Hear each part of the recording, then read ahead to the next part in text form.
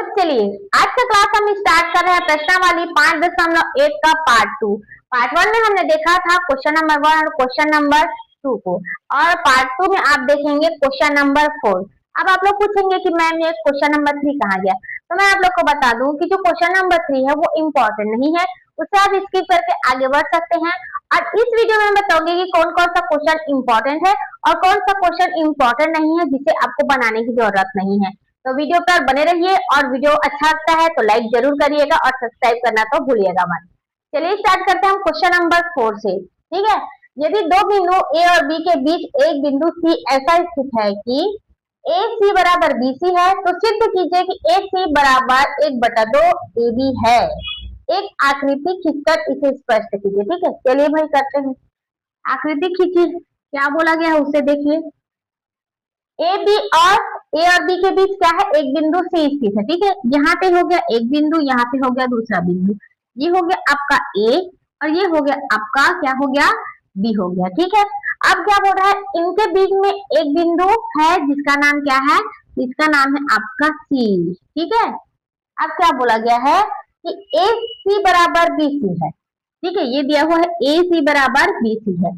ए सी की लंबाई जितनी है उतनी लंबाई आपकी बीसी की है। ठीक है, ये तो दिया हुआ है, तो हमें सिद्ध क्या करना है, ए सी बराबर 1/2 ए बी, मतलब जो ए सी का मान है, ठीक है, ए सी का मान है वो ए बी का आधा है, ये हमें सिद्ध करना है। ठीक है, मतलब जो ए सी की दूरी है ना वो क्या है, वो ए और बी की दूरी का आधा है। सीधा सीधा दिख रहा है कि ए बी का आधा कितना है, ए सी है, और ए बी के आधा आपका बी सी भी है। ठीक है, लेकिन हमें सिद्ध क्या करना है, हमें सिद्ध करना है A B equal to 1/2 B C. ठीक है, ये हमें सिद्ध करना है। चलिए चलिए एक बात और ध्यान देंगे, जैसे देखिए यहाँ पे दिया होता है, ठीक है, स्थित है कि ए सी बराबर बी सी दिया हुआ है। ठीक है, यहाँ पे दिया हुआ है, तो दिया है उससे पहले हमें लिखना है, क्या लिखना है, दिया है, क्या दिया है, ए सी इक्वल टू क्या दिया है, बी सी दिया है। ठीक है, ये दिया हुआ है, तो हमें सिद्ध क्या करना है उसे भी लिखिए। तो सिद्ध करना है, क्या सिद्ध करना है, A C equal to half A B, ये सिद्ध करना है। ठीक है, तो चलिए अब सिद्ध करने के लिए क्या करना होगा कि दिया है, कितना दिया है, ए सी बराबर बी सी दिया है। ठीक है, ए सी का जितना भी दूरी है उतना बी सी का दूरी है। तो अब हमें सिद्ध करने के लिए एक काम आपको और करना है कि जो ए सी है, ठीक है, ए सी है, इसमें आपको ए सी और ऐड कर देना है। ठीक है, जोड़ देना है, तो इस साइड भी जोड़ दीजिए, ए सी प्लस बी सी। ठीक है, हमने ए सी प्लस ए सी किया, बराबर कर दिया ए सी प्लस बी सी कर दिया। ठीक है भाई, इतना हो गया। अब देखिए ये क्या हो जाएगा, 2 ए सी है तो ये हो जाएगा 2 ए सी बराबर ए सी प्लस बी सी, मतलब ए सी और बी सी को जोड़ेंगे तो ये ए बी आएगा। ठीक है, देखिए इसका आधा और इसका आधा, ये पूरा होगा, ए और बी पूरा होगा ना, तो हमें क्या लिखना है, ए सी बराबर सी बी बराबर, ठीक है, कितना, ए बी। ठीक है, A C plus B C बराबर ए बी लिखना है। ठीक है, तो यहाँ पे आप लिख लीजिए ए बी, ये हो गया। अब क्या करना है, जो ये 2 है, ठीक है, 2 है, ये बराबर के उस साइड जाएगा तो किस रूप में हो जाएगा, गुणा के रूप में है, तो उस साइड जाकर क्या होगा, भाग में होगा, तो ये हो जाएगा आपका A C equal to 1/2 B, sorry A B होगा, ए बी। ठीक है, देखिए यही तो हमें सिद्ध करना था ना। ठीक है, यही तो सिद्ध करना था। सिद्ध करने वाले क्वेश्चन में क्या होता है, आपको पता होता है कि हमें क्या लाना है। ठीक है, आप उसी अकॉर्डिंग इसको आप सॉल्व कर सकते हैं। जैसे आपको पता नहीं होता है ना, तो थोड़ा सा उसमें मुश्किल हो जाता है कि कैसे करना है, ये थोड़ा कंफ्यूजन हो जाता है। लेकिन अगर यहाँ पे पता होता है कि क्या हमें क्या के मान से क्या लाना है, तो बहुत ही ज्यादा आसान हो जाता है। क्लियर है, चलिए नेक्स्ट क्वेश्चन देखते हैं। चलिए अब देखते हैं हम क्वेश्चन नंबर 5 क्या कहता है। प्रश्न 4 में सी रेखाखंड ए बी का एक मध्य बिंदु कहलाता है। ठीक है, सिद्ध कीजिए कि एक रेखाखंड का एक और केवल एक ही मध्य बिंदु होता है। हमने क्या देखा था, क्वेश्चन नंबर 4 में हमने देखा था कि एक रेखा है, ये क्या है, ए बी है। ठीक है, यहाँ पर एक क्या बिंदु था, सी, जो इन दोनों के बीच के दूरी के बीच में स्थित था। ठीक है, तो ये बोल रहा है कि केवल एक ही मध्य बिंदु होता है, ये सिद्ध करना है। तो सिद्ध करना है तो उसका हम उल्टा करते हैं, हम क्या मान लेंगे कि यहाँ पर एक और बिंदु क्या लेना है, हमें डी ले लेना है, ठीक है। तभी तो हम सिद्ध करेंगे ना कि रेखाखंड में सिर्फ एक ही बिंदु मध्य बिंदु होता है। तो इसके लिए हमें क्या करना होगा, मानना होगा, माना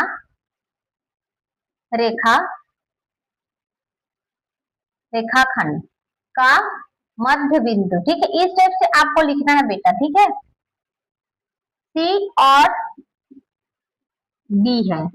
ज्यादा से ज्यादा बेटर है कि आप लोग क्या करेंगे कि इसका डायग्राम बनाएंगे, ठीक है।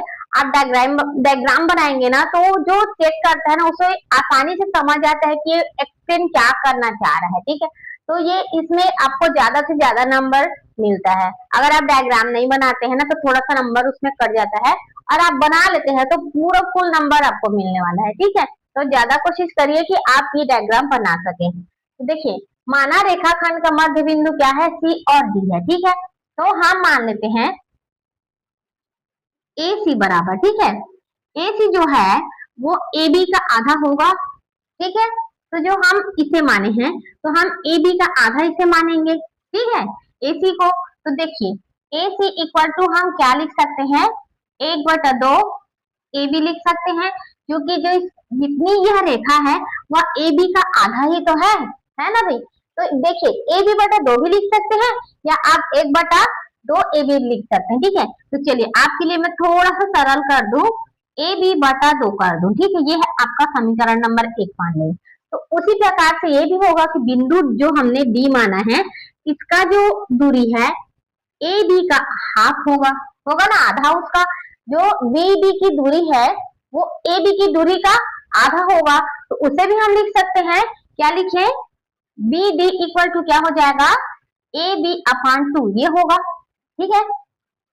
हमने मूल बिंदु किसको माना है, सी और डी दोनों को माना है, ठीक है। तो इसीलिए होगा कि इसका आधा ये होगा और इनका आधा ये होगा, ठीक है। ये समझ आ गया। अब क्या करेंगे, हमें करना है समीकरण 1 व समीकरण 2 की तुलना करने पर, ठीक है। तुलना करेंगे तो आप क्या करेंगे, ये इधर का सेम बराबर है, ठीक है। इन दोनों का मान क्या है, बराबर है, तो ये और ये कट जाएगा, ठीक है। तो लिख दीजिए सीधा ए सी बराबर ए बी अपान हाफ और बी डी बराबर ए बी अपान हाफ। ये दोनों सेम है, कट जाएगा। तो हमारे पास क्या मिला, हमारे पास मिला है ए सी, यहाँ से ए सी बराबर बी डी, ठीक है, ये हमें मिला है। तो ये इसका मतलब है ए सी बराबर बी सी, ए सी बराबर बी डी है, ठीक है, ए सी बराबर बी डी है। लेकिन एक बात आप लोग गौर कीजिए, ये तो हमने बराबर बोल दिया, ठीक है, ये बराबर है मान लिया हमने, लेकिन क्या ए सी की जो दूरी है क्या वो ए डी बी की भी दूरी के बराबर होगी। जैसे कि ए सी की दूरी जो है वह ए डी के बराबर होगी क्या, थोड़ा सा तो फर्क होगा ना। यहाँ पे देखिए, यहाँ पर सी है और यहाँ पे डी है, तो इसकी दूरी आप मान लीजिए 4 किलोमीटर, ठीक है, और यहाँ से यहाँ तक की दूरी 5 किलोमीटर। तो ए से सी जा रहे हैं तो इसकी दूरी कितनी है, 4 किलोमीटर, और ए से हम डी जाएंगे तो इसकी दूरी कितनी हो जाएगी, 5 किलोमीटर हो जाएगी। तो क्या ये 4 और 5 बराबर है, थोड़ा सा तो फर्क पड़ रहा है ना 1 किलोमीटर का। तो वहीं पे यहाँ पे बोला जा रहा है कि जो ए सी की जो दूरी है वह ए डी की दूरी के बराबर नहीं है। अतः हम कह सकते हैं कि इस रेखाखंड में केवल कितनी बिंदु होंगी, एक ही बिंदु होंगी जो दोनों को बराबर हिस्सा में बांटेगी, एक रेखाखंड को 2 बराबर हिस्सों में बांटेगी, ठीक है। तो ये है आपका आंसर, ओके। आप यहाँ पे लिख सकते हैं लास्ट में, ठीक है, इसे लिखने के बाद आप लोग लिख सकते हैं कि इस रेखाखंड में केवल एक ही बिंदु होगी, वह क्या होगी, सी होगी। क्लियर है, चाहे आप कुछ भी नाम दे सकते हैं, सी डी ई जो भी आप नाम दे सकते हैं, लेकिन डायग्राम में आप जो नाम देंगे ना वहीं पे आपको लिखना है, ठीक है, ये वाला आपको लिखना है। क्लियर है, चलिए नेक्स्ट क्वेश्चन देखिए। अब देखते हैं हम क्वेश्चन नंबर 6। इसे आपको नोट करना है कि ये मोस्ट इंपॉर्टेंट है आप लोग के एग्जाम के लिए, ठीक है, मोस्ट इंपॉर्टेंट है। ये वाला जो होता है क्वेश्चन आपके एग्जाम में अक्सर पूछे जाते हैं, ये आप लोग को नोट करके रखना है और अच्छे से इसको समझना है कि इसे कैसे सॉल्व किया जाता है। ये थोड़ा सा घुमावदार क्वेश्चन है जिसे आपको बहुत ही सरलता से यहाँ पे आपको मैं समझाऊंगी। चलिए स्टार्ट करें। देखिए यहाँ पर क्या बोला गया है, आकृति में ए सी बराबर बी डी है, ठीक है। ए सी बराबर कितना है, बी डी है, मतलब इसका मान दिया है, इतना दिया है और इतना क्या बोला है, बराबर है। इसका मान सॉरी इसका दूरी और इसका दूरी बराबर है। सिद्ध कीजिए कि ए बी बराबर सी डी। सिद्ध क्या करना है हमें, ए बी बराबर सी डी। इसे हमें सिद्ध करना है कि ये भी बराबर है या नहीं है, ठीक है। तो इसके लिए हमें क्या करना होगा, चलिए जो दिया है उससे पहले लिखिए। तो सबसे बेस्ट तरीका क्या है, जो दिया होता है उसे हमें पहले लिखना है, ठीक है, ताकि हमें पता चलता है आगे कौन सा स्टेप फॉलो करना है, ठीक है। इतना हो गया। सिद्ध कीजिए कि आप बोल रहे हैं, तो हमें सिद्ध क्या करना है, सिद्ध करना है, क्या करना है भाई, ए बी बराबर सी डी, ये सिद्ध करना है, ठीक है। तो देखिए सिद्ध हमें करना है ए बी बराबर सी डी, ए बी और सी डी हमें ये सिद्ध करना है, ठीक है। ए बी बराबर सी डी, इसका मान ये और ये दिया है, अच्छे से समझना भाई, ठीक है। देखिए इसका मान जो है वो इसका मान या फिर आप दूरी बोल सकते हैं वो बराबर है, लेकिन इसमें बच क्या रहा है उसको तो देखिए। ये जो बी सी के बीच का मान है ना, ये बी सी जो है वो तो बच जा रहा है यहाँ से। हमें सिद्ध तो ये करना है, लेकिन ये तो बच जा रहा है ना। और क्या दिया हुआ है, ए सी बराबर बी डी दिया है, तो ए सी बराबर बी डी दिया है, मतलब ये तो बराबर है, ये तो कंफर्म है कि ये बराबर है। लेकिन हमें सिद्ध क्या करना है, ए बी बराबर क्या सिद्ध करना है, सी डी सिद्ध करना है, ठीक है।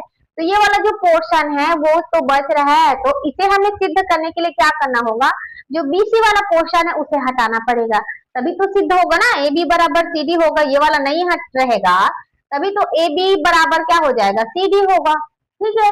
तो हमें क्या करना है, देखिए इस ए सी में हम बी सी या फिर सी बी को घटा देंगे तो हमें क्या मिल जाएगा, ए बी मिलेगा। कैसे मिलेगा, देखिए ए सी माइनस क्या करना है, इस ए सी में हमें ये है ना, इस ए सी में हमें इस बी सी को घटा देना है, घटा दीजिए बी सी बराबर, ठीक है। इसका काम खत्म हो गया। अब हमें इसे भी तो सिद्ध करना है सी डी को, तो हमें क्या करना है, इस बी डी में, ठीक है, ये बराबर तो बोल रहा है, बी डी में हमें क्या करना है, इस बी सी को घटा देना है, ठीक है। चलिए हमने तो घटा दिया भाई, क्या बचेगा फिर, ए सी माइनस बी सी। अब ए सी में हमने बी सी घटाया, क्या बच गया, ए बी बचा, यहाँ पे ए बी लिख दीजिए बराबर क्या बोला है, बी डी, बी डी है यहाँ पर, बी डी में हमने क्या घटा दिया, इस बी सी को घटा दिया, तो क्या बच गया, सी डी बचा, ये हो जाएगा सी डी। हमें क्या बोला गया है, वही तो बोला गया यहाँ पर, ए बी बराबर सी डी, ये सिद्ध करना था, ठीक है, प्रूव्ड। ये हो गया, जो पूछा गया है उसको आप लोग को अच्छे से समझना है कि क्या पूछा जा रहा है और क्या करने के लिए बोला जा रहा है, ये आप लोग के क्वेश्चन में ही दिया होता है, ठीक है। तो चलिए अब अगर आपको ये वीडियो अच्छा लगता है तो अपने दोस्तों के साथ शेयर करना जरूरी है, ठीक है, ताकि उन लोग को भी पता चले कि इसे किस तरह से सॉल्व किया जाता है। तो अब मिलते हैं अगली क्लास में, तब तक देखते रहिए, सीखते रहिए और मैथ्स के रीजन करते रहिए।